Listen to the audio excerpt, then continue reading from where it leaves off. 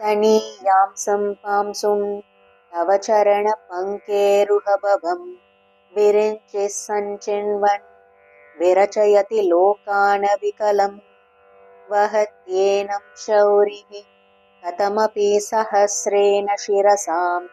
हरः संशुद्ध्यैनं भजति बसितोद्धूलनविधिम्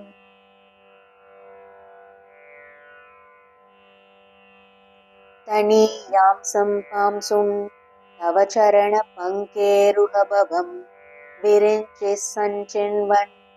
विरचयति लोकानविकलं वहत्येनं शौरिः कथमपि सहस्रेण शिरसां हरः संशुद्ध्यैनं भजति बसितोद्धूलनविधिम्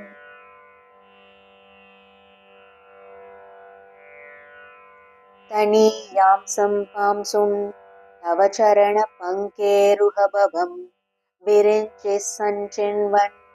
विरचयति लोकानविकलं वहत्येनं शौरिः कथमपि सहस्रेण शिरसां हरः संशुद्ध्यैनं भजति बसितोद्धूलनविधिम्